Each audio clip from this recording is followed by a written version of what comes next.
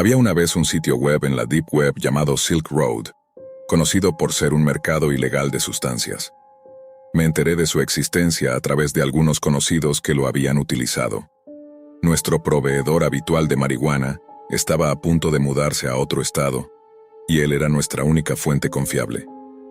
Por eso mis amigos empezaron a usar este sitio web y decían que era completamente seguro. La oportunidad no podía ser más oportuna para conseguir algo de marihuana, ya que mis padres estaban de viaje en Atlantic City por el fin de semana. Descargué el navegador Tor y comencé a explorar el sitio. El vendedor más destacado en esa plataforma ofrecía cannabis, por supuesto. Dejé un comentario en una de las publicaciones recientes preguntando si alguien podía confirmarme si el anuncio era legítimo. Regresé al sitio aproximadamente una hora después y encontré un mensaje nuevo. Venía de un usuario llamado Shadowhunter, quien había visto mi comentario y se ofreció a venderme una onza a un precio increíblemente bajo, aunque solo hacía negocios en persona. Ya había hecho tratos locales antes y nunca había tenido problemas, así que le dije que vivía en Washington. Resultó que estaba a solo una hora de distancia. Le propuse encontrarnos a mitad de camino, pero para mi sorpresa, dijo que se desplazaría hasta mi ciudad. No pude rechazar la oferta. Me dijo que llegaría después de su trabajo, aproximadamente a las 9 de la noche. Le sugerí encontrarnos en el estacionamiento de un Wendy's cercano. Sin embargo, comenzó a hacerme preguntas extrañas, como mi dirección y con quién vivía. No quería darle demasiada información a alguien desconocido, así que mentí y le dije que vivía solo. Un rato después me envió otro mensaje diciendo que había encontrado un lugar mejor para hacer el trato, detrás de una tienda cerrada en las afueras de la ciudad. Algo en mí no se sentía cómodo, pero estaba tan desesperado por conseguir marihuana que decidí seguir adelante. Sabía exactamente dónde estaba ese edificio, así que conduje hasta allí. Me tomó alrededor de 5 minutos llegar. Estacioné mi auto detrás del edificio, pero no había nadie más en el lugar. Recibí un mensaje de texto que decía que estaba en camino, pero algo no tenía sentido. Si vivía a una hora de distancia, ¿cómo sabía de ese lugar? Esperé en mi auto por unos 20 minutos intentando obtener otra respuesta de él, pero nunca respondió. Finalmente decidí irme. Tenía una sensación extraña de que algo malo estaba pasando y sabía que era mejor marcharme mientras pudiera. El camino de regreso a casa me tomó unos 10 minutos. Al llegar noté que la puerta de mi casa estaba entreabierta, algo que sabía que no podía hacer, ya que la había cerrado con llave antes de salir. Me preocupé pensando que quizás mis padres habían regresado antes de lo esperado. Estacioné en el camino de entrada ya que el auto de mi papá no estaba y entré. Las luces de la planta alta estaban encendidas y podía escuchar un ruido extraño, como de algo siendo arrastrado. Grité, «Mamá, papá», pero el sonido se detuvo de inmediato. La puerta del dormitorio principal se cerró de golpe. Fue entonces cuando entendí que algo estaba terriblemente mal. Subí corriendo a la cocina y tomé un cuchillo de trinchar. Subí las escaleras rápidamente y empujé la puerta del dormitorio. No había nadie a la vista, pero el joyero de mi mamá estaba abierto. Tomé el teléfono de la habitación y marqué al 911. Sin embargo, antes de que pudiera decir mucho, algo me agarró por debajo de la cama. Instintivamente usé el cuchillo para apuñalar el brazo de quien fuera que estuviera ahí. El hombre soltó un grito de dolor y comenzó a arrastrarse hacia afuera. El teléfono estaba conectado a la pared, así que no pude llevarlo conmigo. Solo alcancé a decirle a la operadora que alguien había irrumpido en mi casa y proporcionarle mi dirección. El intruso, un hombre con ropa desgastada y un sombrero hacia atrás, salió corriendo de la habitación con el cuchillo aún clavado en su brazo. Lo vi huir hacia un Honda negro estacionado afuera. Cuando la policía llegó, revisaron cada rincón de la casa. Les conté todo lo que había sucedido y expliqué que el hombre probablemente obtuvo mi dirección al hackear el sitio de Silk Road. Recogieron el cuchillo con la sangre como prueba y me aseguraron que harían todo lo posible para localizar al intruso, aunque rastrear a alguien en la Deep Web sería casi imposible. Mis padres regresaron esa noche, y cuando les conté lo ocurrido, decidimos quedarnos en un hotel por seguridad. En los días siguientes, nos mudamos temporalmente a casa de un familiar mientras la policía investigaba. La experiencia dejó una huella imborrable en mí. Cambié todas mis contraseñas, desinstalé el navegador Tor y tomé precauciones adicionales para proteger mi privacidad en línea. Unas semanas después, recibí una llamada del detective encargado del caso. Habían encontrado el auto del intruso abandonado en las afueras de la ciudad.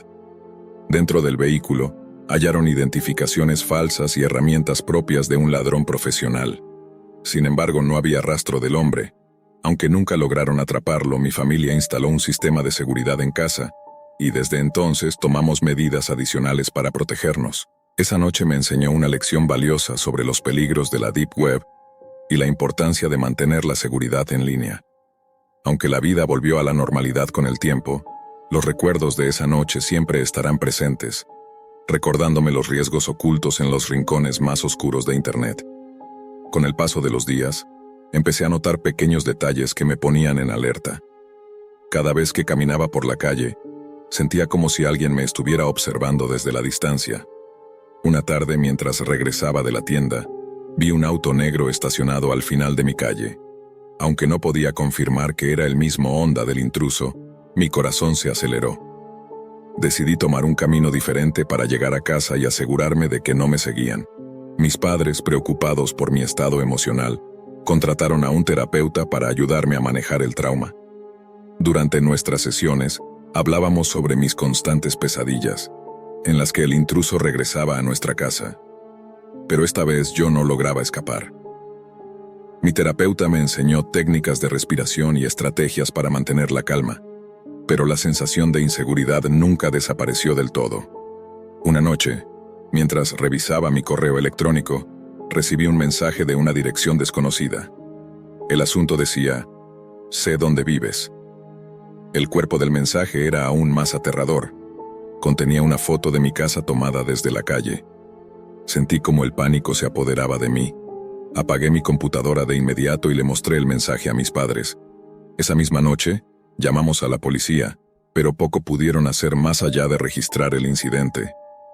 Decidimos instalar cámaras de seguridad adicionales alrededor de la casa y establecer una rutina más estricta para nuestra seguridad. Sin embargo, cada noche me costaba conciliar el sueño, pensando en quién podría estar detrás de todo esto. Mis padres intentaban animarme diciendo que tal vez todo era una broma pesada de algún hacker, pero yo no podía sacarme de la cabeza la posibilidad de que el intruso estuviera detrás de esto. Una semana después, las cámaras de seguridad captaron algo extraño. A las 3 de la mañana, un hombre con un abrigo oscuro y capucha caminó frente a nuestra casa y se detuvo en la acera. Aunque nunca cruzó el umbral de la propiedad, estuvo ahí durante unos minutos observando, antes de desaparecer en la oscuridad. Mostramos el video a la policía, quienes aumentaron las patrullas en el vecindario, pero sin resultados concretos.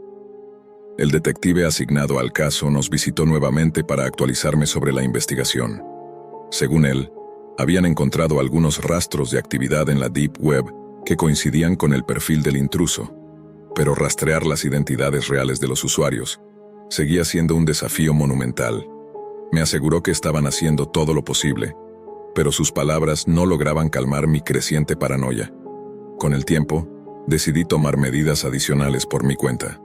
Investigué sobre ciberseguridad y contraté a un experto para limpiar mi computadora y garantizar que no hubiera rastros de actividad que pudieran vincularme con el incidente. Aprendí a usar redes privadas virtuales y comencé a ser extremadamente cauteloso con mi presencia en línea.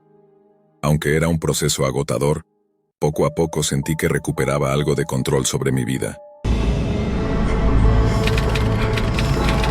Era una noche silenciosa en la biblioteca de la universidad, con solo el zumbido de las luces y el ocasional crujido de las viejas estanterías llenando el aire. Alex, concentrado en su trabajo de fin de semestre, apenas notaba nada más allá de su computadora. La biblioteca, usualmente un refugio de tranquilidad, se sentía extrañamente opresiva esa noche. Desde una mesa no muy lejos, un hombre, a quien llamaremos señor Gray, observaba a Alex. A primera vista parecía otro estudiante tardío, sumergido en sus propias tareas. Pero su mirada no estaba fija en ningún libro, estaba fijada en Alex. Alex, sintiendo una incomodidad creciente, levantó la vista y notó la fija observación. Intentando ignorarlo, se puso los auriculares y aumentó el volumen de su música, esperando bloquear la inquietante sensación de ser observado. Después de unos minutos, Alex se levantó para tomar un café, tratando de sacudirse el nerviosismo. Al regresar encontró una nota arrugada en su lugar de trabajo. Con curiosidad y una creciente ansiedad, la desdobló. En una escritura apretada y meticulosa decía: «Veo que estudias mucho aquí. ¿También estás aquí los martes por la noche?» Inquieto, Alex miró a su alrededor. Sr. Gray aún estaba allí, mirándolo fijamente con una expresión imperturbable. Intentando no darle importancia, Alex continuó con su trabajo, pero la sensación de ser observado se intensificó. Poco después, Sr. Gray se levantó, se acercó y, sin decir una palabra, dejó caer otra nota antes de regresar a su mesa. El corazón de Alex latía con fuerza mientras leía. «Eres muy metódico con tus notas. Me gusta eso». Cada nota incrementaba la sensación de miedo. Alex se sentía atrapado, observado por este extraño que parecía conocer sus hábitos mejor que cualquiera. La biblioteca ya no se sentía segura. Sr. Gray se levantó una vez más, esta vez con una sonrisa tranquila que no alcanzaba sus ojos fríos. Se acercó por tercera vez, dejando una última nota. «Es interesante verte aquí, tan concentrado. Nos veremos más seguido, estoy seguro». Paralizado por un momento, Alex sintió cada músculo tenso. Cuando Sr. Gray se alejó, una decisión se formó en su mente. Recogió sus cosas, sus manos temblando ligeramente, y se apresuró a salir de la biblioteca. El aire fresco de la noche no era suficiente para lavar la sensación de ser casado. Esa noche, Alex no pudo deshacerse de la sensación de ojos en su espalda, un recordatorio frío de que alguien lo había marcado en su santuario de aprendizaje. Alex no pudo dormir esa noche. Revolviéndose en su cama, la imagen del Sr. Gray y sus notas inquietantes lo perseguían cada vez que cerraba los ojos. La sensación de vulnerabilidad lo agobiaba. La idea de que alguien lo observaba tan de cerca y con tanta atención le hacía cuestionar su seguridad en lugares que antes consideraba refugios. «Esto es muy serio», dijo la administradora.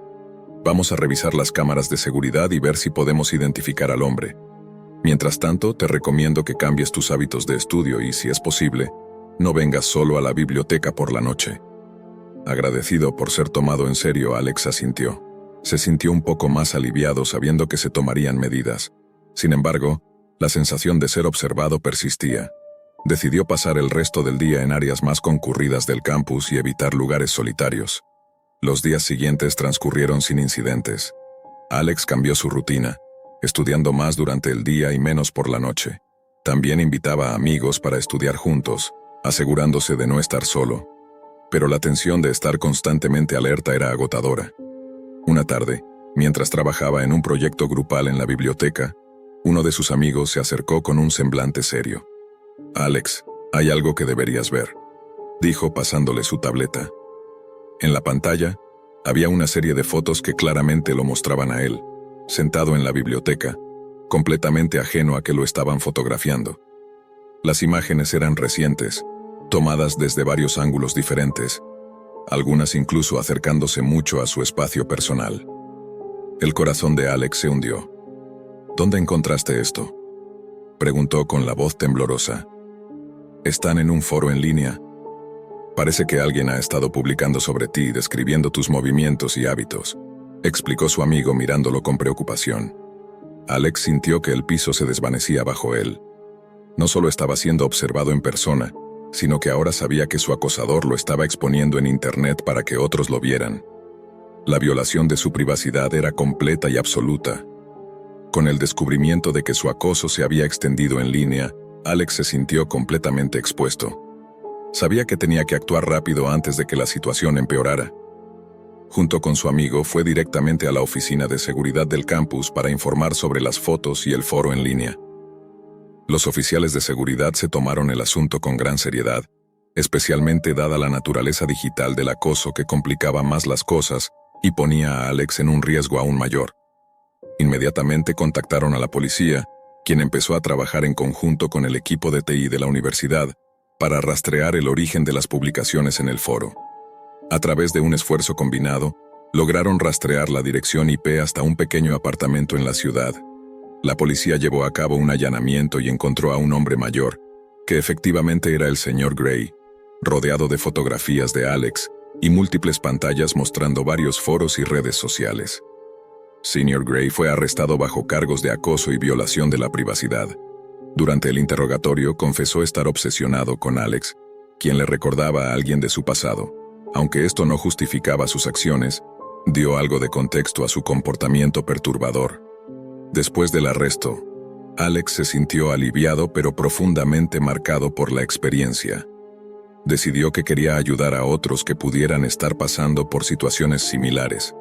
Se volvió un activista por la privacidad y la seguridad en línea, utilizando su experiencia para educar a otros sobre la importancia de proteger su información personal y cómo actuar frente al acoso.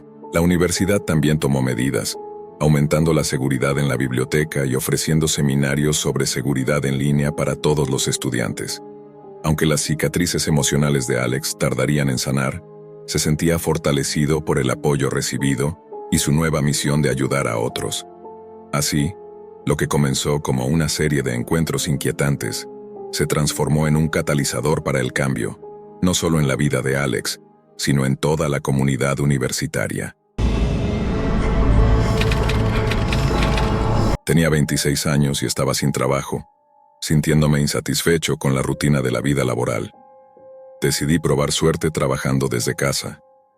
Así que mis días y noches consistían en navegar por internet en busca de cualquier empleo que pudiera conseguir. Era un gran procrastinador, por lo que, más veces de las que debía, me distraía y perdía el tiempo haciendo otras cosas. Un día, me encontré con conversaciones sobre la Deep Web mientras navegaba en Reddit. Me causó gracia cómo la gente hablaba de ella como si fuera algo extremadamente terrorífico, y decidí investigar un poco. Fue una tontería por mi parte involucrarme en eso desde un principio, pero lo hice aún peor al decidir explorarlo en plena noche. Eran aproximadamente las 2 de la madrugada cuando encontré un sitio web donde se podía chatear con alguien de manera anónima. La persona con la que me tocó chatear era una mujer, aparentaba estar en sus 20 y era muy atractiva. Estaba sentada con la cabeza apoyada en sus manos, mirando juguetonamente a la cámara mientras parpadeaba. No tenía el más mínimo deseo de encender mi cámara, así que empezamos a chatear. Pensé que, aunque no me había encontrado con nada espeluznante, tal vez podría hacerme amigo de esta chica tan guapa, lo cual me parecía un trato mejor, de todas maneras. Ella me pidió que encendiera la cámara, pero ignoré su solicitud, e intenté que continuara hablando. Finalmente lo hizo después de un poco de insistencia, pero noté lo reservada que estaba. También me di cuenta de que, después de cada mensaje que le enviaba, sus ojos se desviaban de la cámara, no hacia un lado sino hacia algún lugar fuera de su ordenador. Después de un rato, eso comenzó a inquietarme, así que le pregunté si había alguien más con ella. «Tú primero», dijo. Hasta ese momento, había estado escribiendo mientras ella respondía mis preguntas de forma verbal. «No seas curioso. No tengas miedo», respondió entre risas, esta vez mirando nuevamente detrás de su computadora y haciendo una expresión que parecía burlarse de mí con alguien más. Me estaba empezando a aburrir. «Siento que no estoy hablando solo contigo», le dije.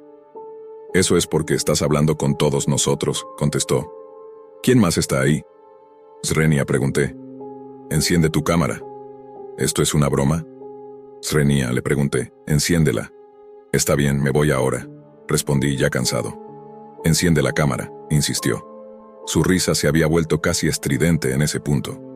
Ya no había nada divertido en la situación, pero ella echó la cabeza hacia atrás con una carcajada ensordecedora. Ya había tenido suficiente. Moví el cursor para cerrar la ventana del chat cuando me di cuenta de que estaba bloqueado. Lo único que funcionaba era la caja de chat y todavía tenía acceso al teclado. «Enciende la cámara, cariño», dijo con una voz dulce pero más fuerte que antes. Al levantar la vista, la vi sonriendo ampliamente a la cámara. Su rostro seguía siendo hermoso, pero su sonrisa era completamente falsa. «La computadora se estropeó. No puedo ver la pantalla», mentí. No quería que ella supiera que no tenía otra opción más que continuar chateando. La pantalla de ella parpadeó antes de volverse completamente negra. No había nada más, solo una pantalla oscura. Me sentí aliviado pensando que, al menos, ya no tendría que hablar con ella mientras intentaba averiguar qué había pasado con la pantalla. Justo en ese momento apareció un mensaje en el chat. La agresividad en el mensaje me asustó, y el hecho de no poder ver su rostro mientras escribía me puso muy nervioso. No me atreví a responder, pero entonces el cursor comenzó a moverse.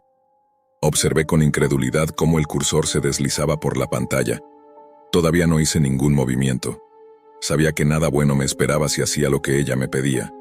La pantalla empezó a parpadear como si un virus estuviera causando estragos en mi computadora. Mi corazón comenzó a acelerarse. ¿Sería posible que ella supiera dónde estaba? Comencé a escribir: por favor, deja de molestarme. A este punto ya estaba convencido de que era algún tipo de sádica que disfrutaba asustando a personas desprevenidas en las salas de chat. Así que al final, obedecí y encendí la cámara. Vi mi rostro asustado reflejado en la pantalla. A juzgar por mi expresión, mis intentos de parecer calmado fueron dolorosamente inútiles. Le pregunté por la chica, mirando directamente a la cámara y diciéndole que hice lo que pedía, que dejara de hackear mi computadora. Hubo varios segundos de silencio. Mantuve mi mirada fija en la pequeña ventana que mostraba su transmisión de cámara, pero estaba completamente negra. Hice un gesto hacia la cámara con confusión, sintiendo que ahora ella estaba jugando conmigo. Entonces apareció otro mensaje. Después de unos segundos, mientras miraba esas palabras, volví a mirar su cámara, pero mi computadora falló instantáneamente y recibí otro mensaje. El chat se llenó de símbolos sin sentido. Ella escribía a una velocidad frenética y mi pantalla giraba debido a la cantidad de mensajes que enviaba. No entendía lo que estaba pasando. Mi paciencia se agotó y escribí: ¿qué se supone que significa esto? Su respuesta llegó. Solo leí las letras en negrita y me estremecí. Volví a mirar su cámara y me eché hacia atrás en mi silla. Mis ojos se abrieron de par en par. Ella estaba ahí de nuevo, solo que su rostro ahora era completamente diferente. Tenía una expresión salvaje, desprovista de emoción, pero sus ojos parecían salirse de sus órbitas, resoplando como si estuviera conteniendo una ira extrema. La forma en que me miraba directamente a la cámara me hizo sentir que me odiaba con todo su ser. Ya no había rastro de diversión. Su cámara volvió a quedar en negro y apareció otro mensaje en el chat. Mi corazón se detuvo por un segundo. La oscuridad se mantuvo hasta que las luces de su cámara volvieron a encenderse. Ya no estaba sola. Había un hombre junto a ella con una máscara negra. No hacía ningún movimiento, solo miraba directamente a la cámara, al igual que ella. El cuello de la chica se torció bruscamente hacia un lado, emitiendo un crujido que parecía causarle dolor, y las luces se apagaron de nuevo. El chat se reanudó, y esta vez grité de puro terror, cayéndome de la silla. Ahora había otro hombre junto a ellos. Estaba parado al lado de la chica, mientras el primer hombre permanecía en el otro extremo. Este nuevo individuo también llevaba la misma máscara, pero sus manos estaban aferradas a los hombros de la chica. A pesar de la baja calidad de la webcam, pude notar la fuerza con la que sus manos se hundían en ella, como si pudiera desgarrarla en cualquier momento. Sin embargo, la chica mantenía una enorme sonrisa en su rostro. Sus ojos desbordaban de una aparente locura, o al menos eso parecía. Sus dientes estaban perfectamente alineados mientras su boca se extendía en esa sonrisa exagerada, pero pude ver que estaba sufriendo. Incluso cuando su sonrisa parecía desvanecerse levemente, el hombre apretaba sus manos aún más fuerte, forzándola a sonreír aún más. Los tres temblaban como si estuvieran en un lugar extremadamente frío. Después de unos segundos, me di cuenta de que no era frío lo que los hacía estremecerse, sino que parecían contener la risa. ¿De qué se ríen?, grité desesperado hacia la pantalla. No respondieron, siguieron temblando como si una risa descontrolada estuviera a punto de salir. «¡Que es tan condenadamente gracioso!», Srenia, les grité nuevamente. De repente dejaron de temblar. En cuestión de segundos la pantalla volvió a ponerse en negro. Cuando las luces regresaron, el hombre ya no sostenía los hombros de la chica, y ella tampoco estaba sonriendo. Los tres señalaban directamente a la cámara. Al observar con más atención, entendí que no me estaban apuntando a mí, sino detrás de mí. No necesitaba voltear para saber lo que pasaba. Podía verme reflejado en la webcam. Había alguien justo detrás de mí. Era otro hombre con una máscara, y según lo que mostraba mi cámara, estaba en mi habitación, a unos centímetros de mí. Me giré rápidamente, pero no vi nada. Donde lo había visto en la webcam no había absolutamente nadie. Volví a mirar la pantalla y, para mi sorpresa, vi a un tercer hombre en la transmisión de la chica. Era el mismo hombre que había visto momentos antes, parado en mi habitación. Ahora los tres individuos tenían sus manos apretando los hombros de la chica con fuerza. Ya no se reía. Tenía una expresión de absoluta devastación. Una lágrima bajaba por su mejilla, pero no era una lágrima común. Number era sangre que se deslizaba desde su cuenca ocular. Movió los labios y susurró, «Ayúdame». Al segundo siguiente, un grito desgarrador salió de su boca, como si le estuvieran arrancando los pulmones, y la pantalla se volvió negra nuevamente. Me levanté de inmediato y desconecté la computadora, retrocediendo fuera de la habitación. Por unos segundos, juro que todavía podía escuchar sus gritos, incluso con la computadora desenchufada. Finalmente la habitación quedó en silencio, pero yo estaba demasiado aterrorizado como para permanecer allí. Salí corriendo de mi casa, a pesar de que eran las 3 de la madrugada. Tomé un taxi y me dirigí a casa de un amigo. Estaba tan devastado que él tuvo que calmarme durante 1 hora antes de que pudiera tranquilizarme.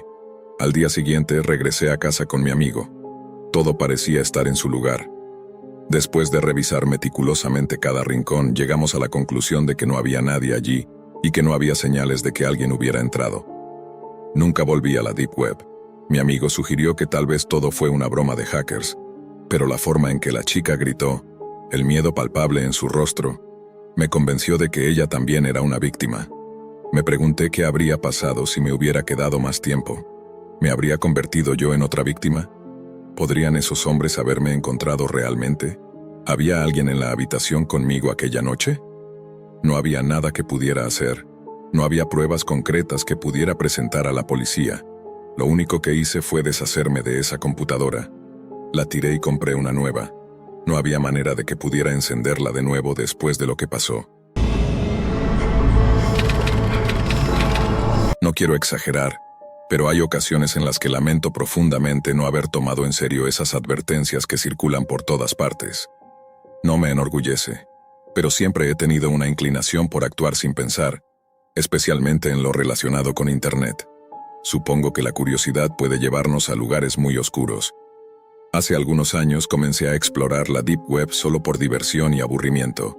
Había escuchado tantas historias y leído sobre lo que se podía encontrar ahí, que pensé que nada de eso podría afectarme. Para mí era un simple entretenimiento. Me gustaba ver hasta dónde podía llegar y qué cosas extrañas encontraba, siempre con la mentalidad de que todo era ficción o exageración. Pero todo cambió cuando me encontré con la posibilidad de comprar una caja misteriosa. Sabía de qué se trataban, cajas llenas de objetos aleatorios enviadas sin saber quién las había preparado ni lo que contenían. Había leído relatos de personas que recibían cosas realmente perturbadoras, desde juguetes antiguos hasta pertenencias personales que parecían sacadas de casas abandonadas o de escenas de crímenes. Para mí, era solo un reto más, una experiencia que quería vivir por mi cuenta, algo que pensé que podría contar después como una anécdota divertida con amigos. No tenía idea de que esto se convertiría en una de las peores decisiones de mi vida. Decidí hacerlo una noche de viernes. No voy a mentir, estaba aburrido y me sentía atrevido después de haberme bebido un par de cervezas. Encontré un foro donde varios vendedores ofrecían estas cajas, y sin pensarlo demasiado, escogí una que prometía una experiencia inolvidable. El precio era irrisorio, y en lugar de optar por algo más seguro, me dejé llevar por la curiosidad y el morbo. Pagué en Bitcoin y di mi dirección sin preocuparme, pensando que, si recibía algo extraño, simplemente lo tiraría y me reiría de la situación. Pasaron un par de semanas y, sinceramente, ya me había olvidado de la compra. No recibí ninguna confirmación ni aviso de envío, así que asumí que había sido otra de las tantas estafas en línea. Hasta que una noche escuché un golpe fuerte en mi puerta. No fue el timbre, fue un golpe seco, como si alguien hubiese arrojado algo pesado contra la madera. Me levanté del sofá y fui hacia la puerta. Miré por la ventana, pero no vi a nadie. Era casi medianoche y todo estaba en silencio. Al abrir la puerta vi un paquete en el suelo, envuelto en un papel marrón sucio, con manchas que parecían salpicaduras de algo oscuro. No tenía remitente ni ninguna indicación de quién lo había dejado allí. En el fondo supe de inmediato qué era, y en lugar de sentir la emoción que esperaba, lo único que sentí fue un nudo en el estómago. Entré con el paquete, lo coloqué sobre la mesa y me quedé mirándolo durante varios minutos, tratando de decidir si realmente quería abrirlo. Finalmente, Tomé un cuchillo de la cocina y corté el papel. Lo primero que me golpeó fue el olor, una mezcla de humedad, metal y algo más que no pude identificar, pero que me revolvió el estómago. Lo que encontré adentro me heló la sangre, una serie de cuchillos oxidados, evidentemente usados, con manchas oscuras que no tardé en reconocer como sangre seca. Los examiné sin tocarlos demasiado, mientras un miedo creciente comenzaba a apoderarse de mí. Parecían cuchillos de cocina viejos, algunos incluso de casas comunes, pero todos estaban en un estado deplorable y lo suficientemente aterradores como para arrepentirme al instante de mi estúpida decisión. Seguí revisando la caja y mientras sacaba los objetos, todo se volvía más macabro. Había una pequeña bolsa llena de dientes humanos de diferentes tamaños y colores, algunos incluso con restos de encías. Luego, encontré otra bolsa con mechones de cabello, uñas y lo que parecían ser pedazos de piel seca. No sabía qué hacer. Estaba horrorizado pero congelado por la curiosidad y el terror. No podía apartar la vista de lo que tenía frente a mí. También había pequeñas bolsas con un líquido oscuro y espeso. No quise tocarlas, pero la textura y el color sugerían que era sangre, tal vez coagulada. Todo esto ya era suficientemente inquietante, pero lo peor llegó cuando encontré, en el fondo de la caja, una carta. Al abrirla noté que estaba escrita a mano, con una caligrafía infantil y descuidada. Lo que decía me dejó helado. Anda preparándote porque en la próxima caja misteriosa vendrá tu jefe. Al final de la nota, había una carita sonriente dibujada, como burlándose de mi miedo e incredulidad. Pero lo más perturbador no fue eso. Junto a la carta había un montón de fotografías. Eran fotos mías, fotos tomadas desde afuera de mi casa, a través de las ventanas, en diferentes momentos del día y la noche. Algunas eran tan nítidas que se notaba que habían sido tomadas recientemente. Había imágenes de mí durmiendo, viendo televisión, cocinando. Incluso una en la que estaba frente a la computadora, probablemente el mismo día en que hice el pedido. Sentí como mi corazón comenzaba a latir más rápido. Alguien había estado vigilándome sin que yo lo supiera. En ese momento no sabía qué hacer. Cerré la caja de golpe y la metí en una bolsa de basura, sintiendo un pánico absoluto al pensar que alguien podría estar observándome en ese preciso instante. Revisé cada ventana y puerta de mi casa, asegurándome de que todo estuviera bien cerrado, pero no podía deshacerme de la sensación de que alguien me estaba mirando. Esa noche no pude dormir. Cada pequeño ruido me hacía saltar. Me quedé sentado en el sofá con un cuchillo en la mano, mirando hacia la puerta principal. Los días siguientes fueron un infierno. No dejaba de mirar por encima del hombro cada vez que oía un auto pasar o notaba algo fuera de lugar. Mi mente volvía una y otra vez a la carta. Intenté mantener la calma, no contarle a nadie para no parecer paranoico, pero el miedo crecía cada vez más. La idea de que alguien había entrado a mi casa y tomado fotos de mí me aterrorizaba más que cualquier otra cosa. Pensé en llamar a la policía, pero ¿qué les iba a decir? No había pruebas de que hubiera ocurrido un delito, y no podía admitir que todo había empezado por mi propia estupidez al comprar en la Deep Web. Decidí mudarme. Me alejé de la ciudad, busqué una casa en una zona rural, lo más lejos posible de los suburbios donde vivía antes. Cambié mi número de teléfono, tiré mi computadora y compré una nueva, que solo utilizo para lo estrictamente necesario. No quiero que me rastreen. Cambié mi vida por completo y ahora vivo aislado, con la paranoia constante de que en cualquier momento esa pesadilla podría continuar. Nunca volví a la Deep Web y no pienso hacerlo jamás. Aprendí de la peor manera posible que, a veces, la curiosidad puede llevarte a situaciones de las que es imposible salir. Vivo con la ansiedad constante de que, aunque dejé todo atrás, lo que sucedió puede no haber terminado. Solo espero que mi historia sirva para que otros no cometan el mismo error. No puedo decir dónde estoy, y prefiero que nadie lo sepa. Ya no me siento seguro en ningún lugar y siempre tengo la sensación de que me están vigilando. No jueguen con lo que no conocen. Lo que comenzó como un juego, terminó siendo una pesadilla de la que aún no puedo despertar. Si alguna vez has pensado en comprar algo de la Deep Web, especialmente una caja misteriosa, piénsalo 2 veces. Podría ser tú quien aparezca en la próxima. ¿Alguna vez te has puesto a cuestionar el mundo en el que vivimos? ¿Qué está pasando allá afuera o cuál es la verdadera naturaleza de todo? Estas son las preguntas que me encontré haciéndome después de mi última experiencia en la Deep Web. Todos ustedes ya saben lo que es, así que no los aburriré explicando qué es ni cómo acceder, pero solo les diré que hay muchas historias exageradas circulando. Sin embargo, no todas son inventos, y en realidad, hay cosas perturbadoras con las que uno puede tropezarse en los interminables laberintos de enlaces. Ahora bien, mi relato no trata de mí ni de meterme en problemas por hablar con la gente equivocada, sino de lo que descubrí, un sitio escalofriante y siniestro del cual no podía apartar la vista ni dejar de explorar. Este lugar realmente me hizo reflexionar 2 veces sobre nuestra especie. Había terminado de trabajar después de un día largo y agotador, y como solía hacer, llegué a casa, me abrí una bebida energética y me sumergí profundamente en la Deep Web. Estaba fascinado por sus misterios y siempre ansioso por descubrir algo nuevo y desconcertante. Después de horas, sintiendo que ya lo había visto todo, pensaba que nada podría afectarme realmente, hasta esa noche, en la que me topé con algo que jamás había visto. Encontré un enlace a un sitio llamado Que vivan para siempre. El título capturó mi atención y sintiéndome intrigado no dudé en abrir el enlace. Me llevó a otra página con una advertencia estándar. Discreción del espectador, y entra bajo tu propio riesgo. Ni siquiera terminé de leer todo, impaciente como estaba, simplemente hice clic para entrar. Fue entonces cuando me topé con un sitio como ninguno que había visto antes, donde contemplé cosas que no esperaba ver. Tengo un estómago fuerte y ya había visto los típicos videos de muertes, torturas y demás cosas grotescas, pero esto era una locura, y todo debido a lo que era. Había encontrado un sitio de taxidermia, pero no una taxidermia cualquiera. Este era un sitio web dedicado a la taxidermia humana. Las primeras imágenes que vi me impactaron.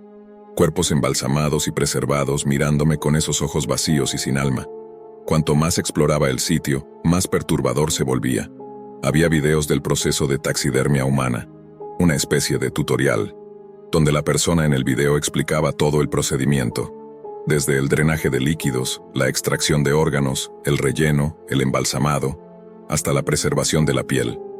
No pude evitar mirar mientras veía cómo los órganos de una persona eran retirados de su cuerpo antes de que éste fuera rellenado con algún tipo de espuma endurecedora.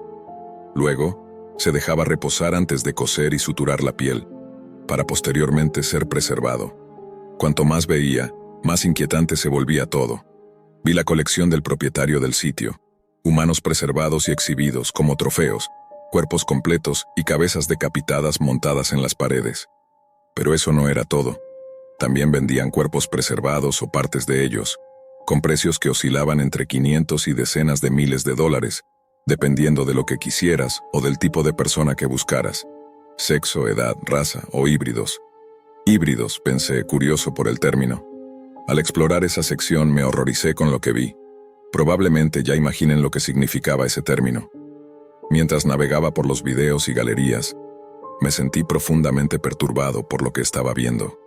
Imágenes de partes del cuerpo humano combinadas con animales muertos. Era una taxidermia experimental que mezclaba humanos con animales. La imagen que más se me quedó grabada fue la de una cabeza de mujer montada sobre el cuerpo de un perro. Ese rostro macabro, no puedo sacarlo de mi mente.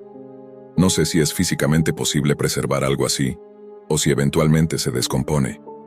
Hacer clic en los videos de esta sección fue un grave error. Ver cómo la cabeza era separada del cuerpo de la mujer, el proceso por el que pasaba antes de ser montada en el marco del perro, fue una locura. Mientras esta creación aberrante se completaba, la voz distorsionada del taxidermista en el video sonaba como de origen extranjero, quizás sudamericano, aunque no estoy seguro. A pesar de estar asqueado por el contenido del sitio, seguía fascinado, sin poder creer que algo así ocurriera en algún lugar del mundo. Mientras revisaba la sección de ventas, era un completo desvarío. Estaba dividido en categorías. Allí podías hacer un pedido específico de lo que quisieras comprar. Manos, piernas, una cabeza humana. Pensé que ya lo había visto todo, pero darme cuenta de que existe un mercado para la preservación de humanos muertos y que hay personas que financian y compran estas cosas, me dejó perplejo.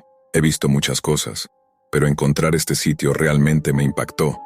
tanto por lo que era como por darme cuenta de que el mundo en el que vivimos está genuinamente podrido. Sé que la taxidermia ha sido practicada por siglos, pero ver con tus propios ojos el proceso de taxidermia humana es algo demencial, y ni mencionar que ha sido ilegal durante siglos en todo el mundo. Es seguro decir que en este planeta suceden cosas increíblemente horribles, cosas incluso peores de lo que les estoy contando. Sigo explorando la Deep Web en busca de algo que me vuelva a afectar, adicto a descubrir qué más hay allá afuera. Realmente vivimos en un lugar oscuro y extraño, y cuanto menos sepas, mejor. En noviembre de 2020, un hombre aparentemente inofensivo ingresó a una estación de policía en el norte de Londres y comunicó educadamente a un oficial que deseaba interponer una denuncia.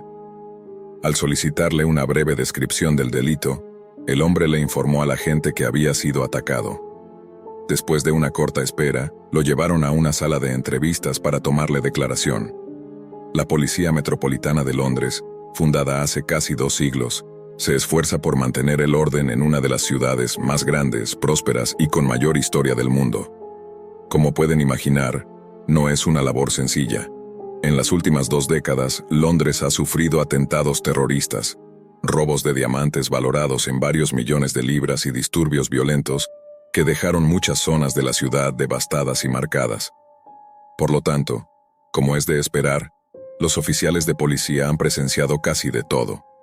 Sin embargo, lo que aquel hombre de apariencia inofensiva reveló en esa comisaría de Tottenham en noviembre de 2020 fue posiblemente lo más singularmente horroroso que cualquiera de ellos había escuchado. La víctima explicó que en septiembre de 2019 visitó la casa de un hombre noruego de 46 años llamado Christian Haugland, quien vivía en un edificio de apartamentos cercano. La pareja comenzó a consumir drogas juntas, y una vez intoxicados, Haugland coaccionó a su desafortunado invitado para que se desnudara. Luego, utilizó un bisturí extremadamente afilado para abrirle el escroto. La víctima relató a los horrorizados oficiales que, en lugar de correr a un hospital para recibir atención médica, simplemente regresó a su casa esperando que la herida se curara por sí sola.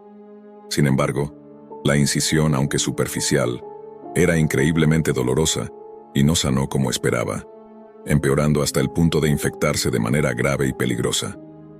Los oficiales no daban crédito a lo que escuchaban mientras la víctima continuaba explicando cómo, en vez de ir a un hospital, volvió al apartamento de Haugland en diciembre de 2019, con el propósito de que le extirparan los testículos por completo. Haugland había invitado a un conocido, un ex asistente quirúrgico de 57 años llamado Oscar Malvik, quien aparentemente se ofreció para ayudar en la amputación de los genitales de la víctima. Sin que él lo supiera, Malvik no estaba allí para ayudar. Cuando se le preguntó sobre la anestesia que se usaría, le informaron que no le administrarían sedantes. Le dijeron que la anestesiología era una ciencia muy precisa y que si le daban la dosis incorrecta, podría no despertar jamás. La víctima interpretó esto como un indicio de que tenían buenas intenciones, cuando en realidad sus compañeros querían que experimentara el máximo dolor posible.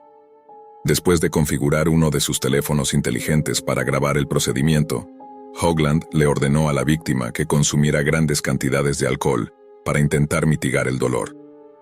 Habiendo bebido tanto como pudo soportar, fue atado y restringido. No obstante, ninguna cantidad de alcohol habría sido suficiente para acallar sus gritos cuando le colocaron una abrazadera metálica para ganado en los testículos. La víctima esperaba que la siguiente sensación fuera la amputación, pero en lugar de eso, Haugland tomó un hierro candente y quemó las letras E y M en la parte posterior de su muslo. ¿Qué me has hecho?, gritó la víctima, pero en lugar de responder, Haugland le ordenó que jurara su servidumbre eterna hacia él, afirmando que el procedimiento no continuaría hasta que lo hiciera. Desesperado por terminar con su sufrimiento intolerable, la víctima gritó y juró lealtad a Haugland como su amo y señor de por vida. Sin embargo, este no quedó satisfecho y le exigió repetir la declaración varias veces antes de dar la orden a Malvik para que comenzara la operación. Fascinado por el robusto escandinavo, Malvik avanzó con un bisturí afilado y, bajo la orden de Haugland, cortó profundamente los genitales de la víctima. Sin embargo, en el proceso de extraer el primer testículo, Malvik pareció cambiar de opinión. En lugar de continuar con la extirpación, devolvió el testículo al escroto de la víctima y suturó la herida de manera torpe y desordenada. Horrorizado, el hombre exigió que Malvik terminara la operación, pero le dijeron que la intervención había empezado a salir mal. No está claro si esto era verdad o si Haugland había instruido a Malvik para mentir, pero lo cierto es que la víctima fue rápidamente expulsada del apartamento de Haugland y obedeció. Cuando se le preguntó por qué había regresado al apartamento en lugar de buscar atención médica, la víctima explicó que Haugland era intensamente carismático y manipulador. Lo conoció por primera vez en un momento de profunda depresión, y el noruego lo había cautivado de la misma manera que un líder de culto cautiva a sus seguidores. Una vez bajo su control, Haugland lo introdujo en el mundo de la llamada modificación corporal. La víctima conoció a varios de los miembros del círculo cercano de Haugland, hombres que compartían su enfermiza fascinación por la cirugía amateur. Sin embargo, su principal interés parecía ser la castración masculina. Al principio, el grupo le pareció amable y acogedor, pero con el tiempo comprendió lo manipuladores que eran. En el transcurso de varios meses, Haugland y sus seguidores convencieron a la víctima de que sería más feliz tras la eliminación de sus genitales. Se enfocaron en los problemas que tenía con su identidad de género y le dijeron que la castración lo arreglaría. Afirmaban que era una elección de estilo de vida y que si su terapeuta preguntaba, debía decir que había sido su propia idea.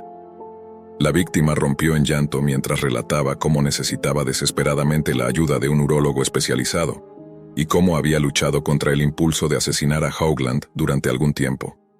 Cuando se le preguntó por qué no había denunciado antes a la policía, explicó que temía por su seguridad. Afirmó que los seguidores de Haugland sumaban decenas de miles y que dirigía algún tipo de culto de castración en línea desde su apartamento en Tottenham. Poco después de que la víctima firmara su declaración, los oficiales visitaron a Haugland y encontraron una variedad de herramientas profundamente preocupantes en su apartamento. Ganchos de acero del tipo utilizado para castrar ganado, junto con forceps, electrodos, catéteres y bisturíes. Haugland fue arrestado, y al ser detenido, los oficiales notaron que le faltaba una pierna. Una investigación reveló que la mayoría de las amputaciones de extremidades en el Reino Unido son causadas por accidentes automovilísticos. Sin embargo, según el historial médico de Haugland, su pierna fue amputada tras haber llegado al hospital con una grave congelación. Después de que el tejido de la pierna murió, fue trasladado al Hospital Royal Free en Camden, donde le amputaron la extremidad y permaneció hospitalizado 2 meses. Tras su alta, quedó confinado a una silla de ruedas y al no poder trabajar como solía, reclamó cerca de 20.000 libras en subsidios por discapacidad entre julio de 2019 y octubre de 2021. Sin embargo, esta no fue la única mutilación a la que se sometió. Poco después de su arresto, Haugland fue acusado de 5 cargos de causar daño corporal grave con intención y de un cargo por crear una fotografía indecente de un menor. Al principio, Haugland negó todos los cargos. Sin embargo, a medida que la investigación sobre sus actividades nocturnas se profundizaba, la policía descubrió una lista de crímenes escalofriantes.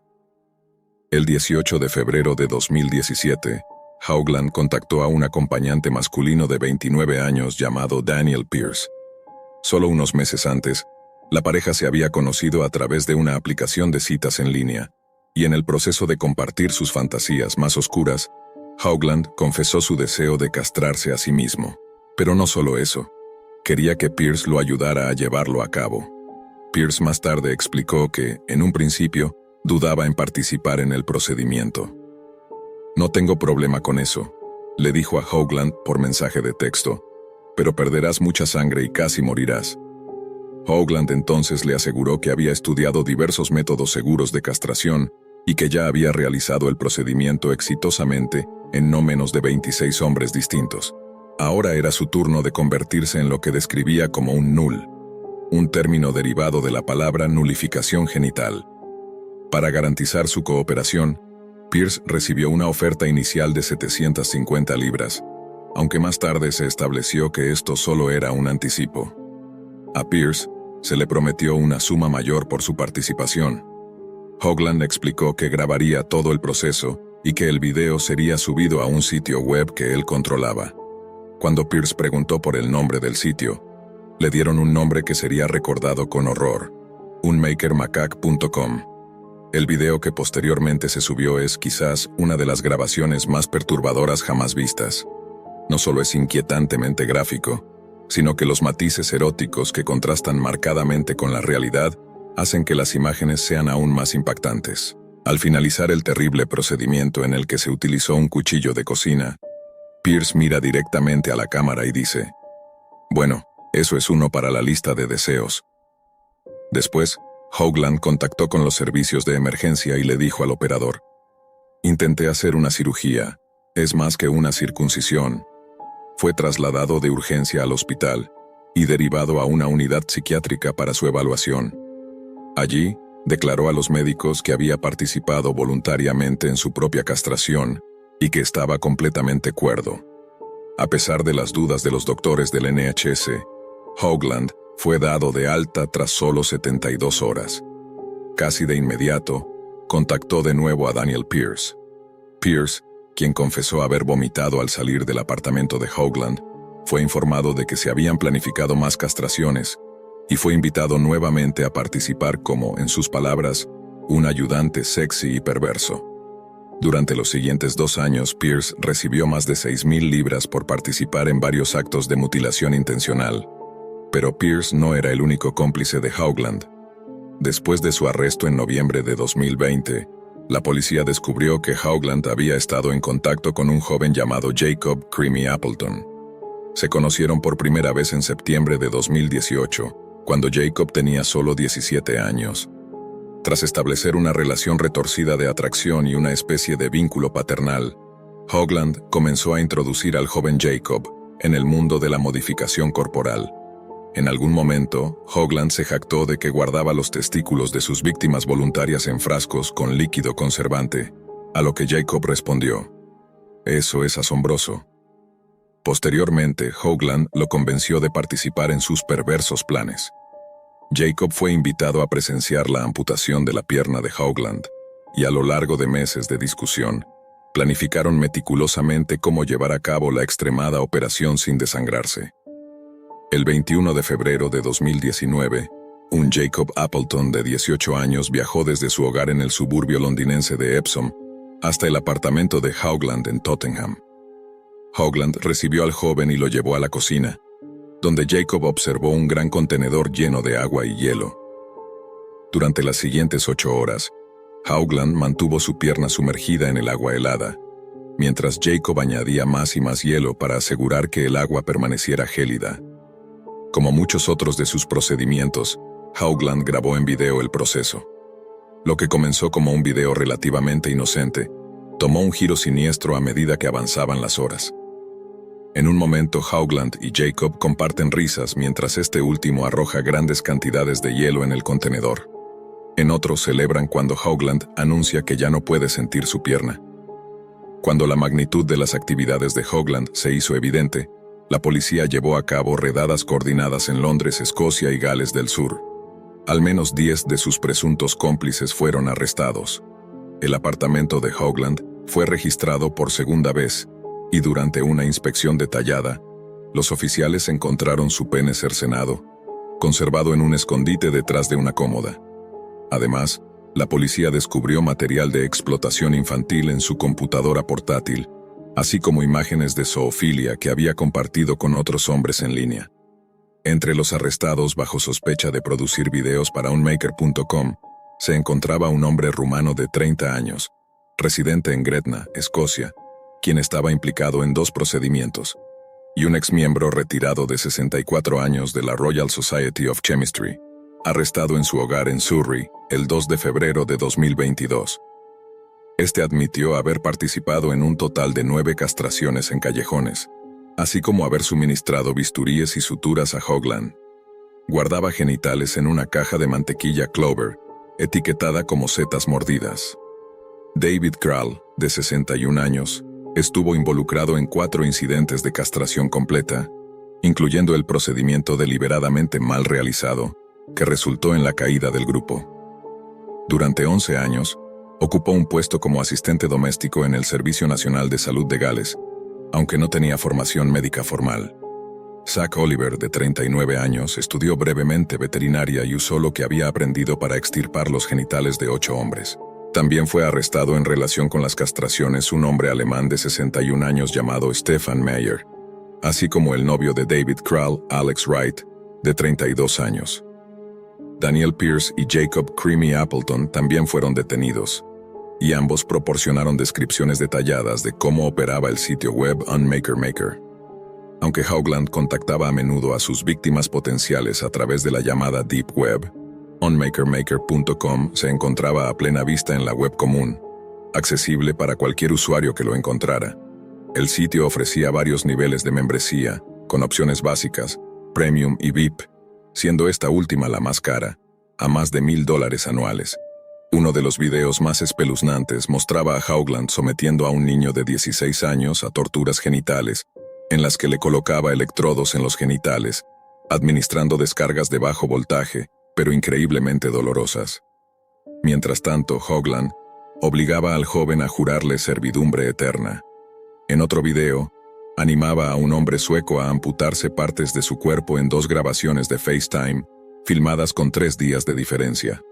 En la primera se escucha a Haugland diciendo, «Sabes lo que tienes que hacer», mientras el hombre duda antes de comenzar a automutilarse.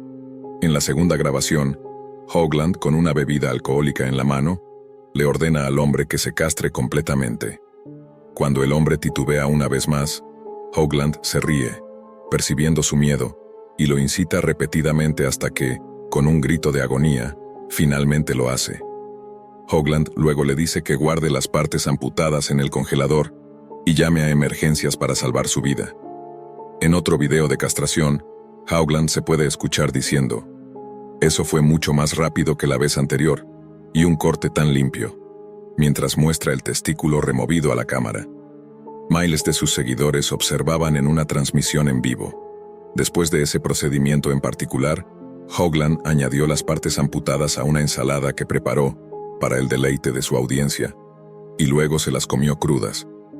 En el juicio de Haugland, la fiscal principal, Caroline Barr, comentó, «Es sorprendente que este sitio web operara a plena vista, no en la web oscura, sino accesible para cualquier persona que lo encontrara o lo buscara intencionadamente». Barr también señaló que el contenido del sitio era extremadamente explícito, y los usuarios podían suscribirse o comprar videos individuales. Además, se presentaron pruebas de que Haugland había ganado cerca de 300,000 libras en un periodo de 4 años, con un total de 22,840 suscriptores en todo el mundo. El abogado defensor de Haugland argumentó que la caída de su cliente en la locura comenzó tras un amargo divorcio en 2016. El matrimonio lo mantenía estable, dijo, y cuando terminó, lo llevó a una espiral descendente. Explicó que Haugland desarrolló un deseo obsesivo de ser el arquitecto de su propio cuerpo, y que la modificación corporal le daba una sensación de empoderamiento. Esto parece haberse convertido en una adicción para él, añadió el abogado. También mencionó que Haugland fue diagnosticado con un raro trastorno psicológico llamado trastorno de identidad de integridad corporal, lo que explicaba su deseo de amputarse partes del cuerpo. Al finalizar el juicio, Haugland se declaró culpable de 5 cargos de causar daño corporal grave con intención, posesión de propiedad criminal y distribución de 2 videos indecentes de un menor entre enero de 2017 y enero de 2020. Daniel Pierce, el acompañante que ayudó a Haugland con su propia castración a principios de 2017, fue condenado a 5 años de prisión en enero de este año por causar daño corporal grave con intención. El joven novio de Haugland, Jacob Creamy Appleton, de 23 años, fue sentenciado a 3 años y 8 meses de prisión, mientras que Nathaniel Holmes, de 48 años, quien supuestamente cortó uno de los pezones de Haugland en 2019, recibió una sentencia suspendida de solo 2 años. Estas sentencias fueron dictadas los días 4 y 5 de mayo de 2024, pero la sentencia de Christian Haugland fue leída el jueves 9 de mayo de 2024.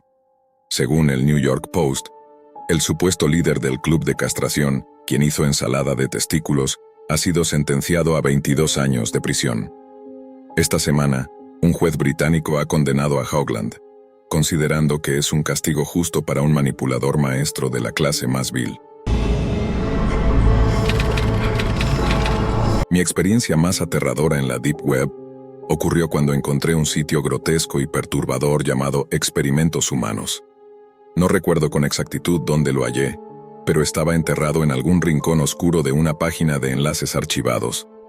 La página principal describía el contenido del sitio, y me sentí profundamente angustiado al leer lo que estaba escrito en un texto con apariencia de sangre. Decían que los experimentos realizados ahí tenían como objetivo demostrar que no todas las personas nacen iguales.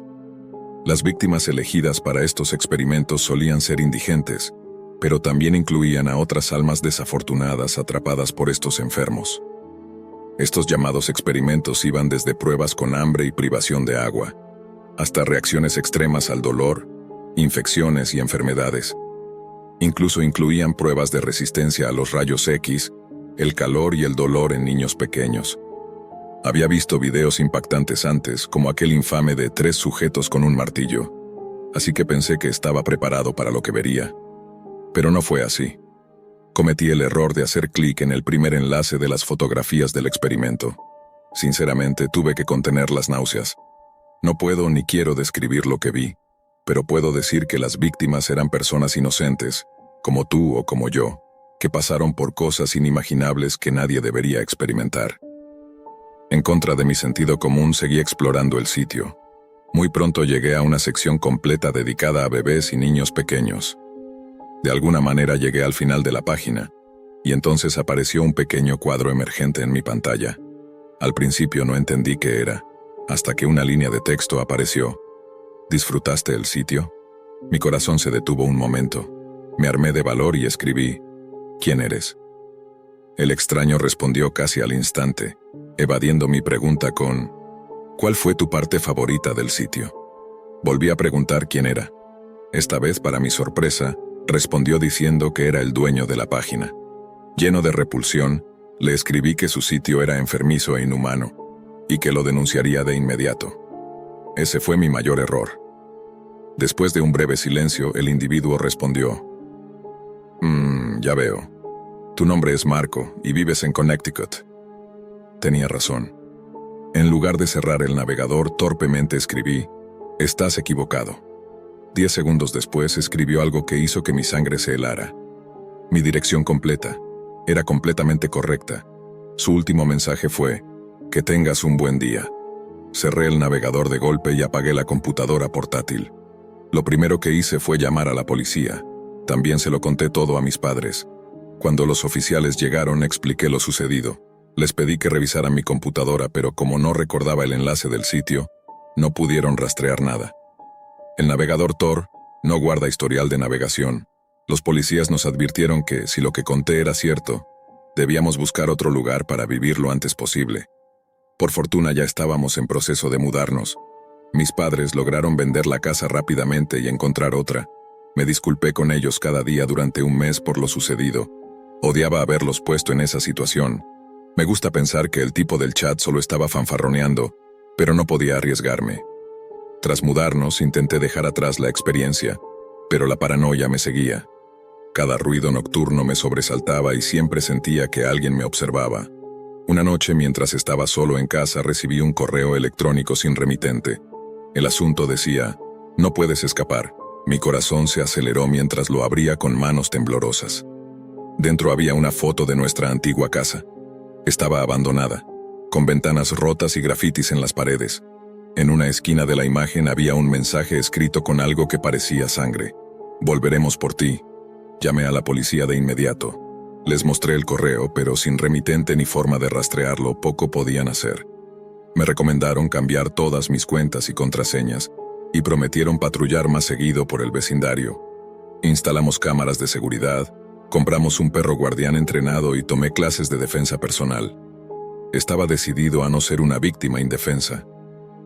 Con el tiempo las cosas parecieron calmarse. No recibí más mensajes, y la vida volvió a la normalidad. Sin embargo, una noche mientras revisaba las grabaciones de las cámaras, noté algo escalofriante. Una figura encapuchada estaba de pie en el límite de nuestra propiedad, observando la casa. La figura permaneció ahí por varios minutos antes de desaparecer en la oscuridad. La policía tomó más en serio la amenaza y aumentaron la vigilancia. Nos aconsejaron mudarnos nuevamente, esta vez a otra ciudad. Encontramos un nuevo hogar en un vecindario tranquilo. Tomamos medidas adicionales y mantuvimos en secreto nuestra nueva dirección. A pesar de nuestros esfuerzos, la sensación de ser observado nunca desapareció por completo. La experiencia me marcó profundamente. Aprendí a no subestimar los peligros de la Deep Web y a estar siempre alerta. Aunque la vida siguió adelante, las sombras de ese pasado aterrador nunca se desvanecieron por completo. Tras mudarnos nuevamente, esperaba que la tranquilidad finalmente llegara. Sin embargo, mi mente seguía siendo un campo de batalla. Cada noche, revisaba las cámaras de seguridad compulsivamente, buscando algún indicio de que esa figura encapuchada había regresado. Mis padres intentaban convencerme de que todo había quedado atrás, pero yo no podía aceptar esa idea. Algo dentro de mí sabía que esto no había terminado. Una noche, mientras revisaba las grabaciones, noté algo extraño en una de las cámaras. Una luz tenue, como de un láser, brilló en una de las ventanas durante apenas unos segundos. No era una luz cualquiera, era un punto rojo, fijo y calculador. Inmediatamente desperté a mis padres y llamamos a la policía. Al llegar inspeccionaron el área, pero no encontraron nada ni a nadie. Solo me dijeron que quizás era algún reflejo o una broma pesada. Yo sabía que no lo era. Los días siguientes, mi paranoia se intensificó. Decidí investigar más sobre el sitio web que había desencadenado esta pesadilla. Conecté mi vieja computadora portátil y descargué nuevamente el navegador Tor. Mi intención no era volver al mismo sitio, sino buscar alguna pista sobre cómo reportarlo o rastrearlo. Sin embargo, en ese proceso, encontré foros donde personas describían experiencias similares. Muchos afirmaban haber recibido amenazas y mensajes perturbadores, pero pocos parecían haber salido ilesos. Una noche recibí un sobre sin remitente en nuestra nueva dirección. Dentro había una única hoja de papel con un mensaje: «Sabemos dónde estás». A pesar de las medidas de seguridad que habíamos tomado, alguien había logrado localizarme nuevamente. Mis padres, aterrados, insistieron en contratar seguridad privada y reforzar aún más las defensas de la casa. Aún así, no me sentía a salvo. Algunas semanas después, el perro guardián que habíamos adoptado comenzó a actuar de manera extraña. Cada noche ladraba incesantemente hacia una esquina del patio trasero, como si algo o alguien estuviera allí. Una madrugada, armado con un bate de béisbol, decidí salir a investigar. No encontré a nadie, pero vi unas marcas extrañas en el suelo. Eran huellas de botas que no pertenecían a nadie de la casa. Finalmente decidí contactar a un investigador privado. Quería respuestas, no solo protección. Después de contarle toda la historia, el hombre me dijo algo que me dejó helado. Estos grupos suelen tener conexiones profundas y recursos ilimitados. No solo buscan asustarte, quieren que vivas con miedo constante. Me recomendó cortar cualquier conexión con la Deep Web y cambiar mi identidad digital por completo. Aunque seguí sus consejos, la sensación de peligro inminente nunca se desvaneció. La Deep Web había dejado cicatrices no solo en mi mente, sino también en mi vida diaria. A pesar de todas las precauciones, sabía que esto no era un final definitivo, sino un intento desesperado por mantener a raya una oscuridad que, en cualquier momento, podía volver a reclamarme.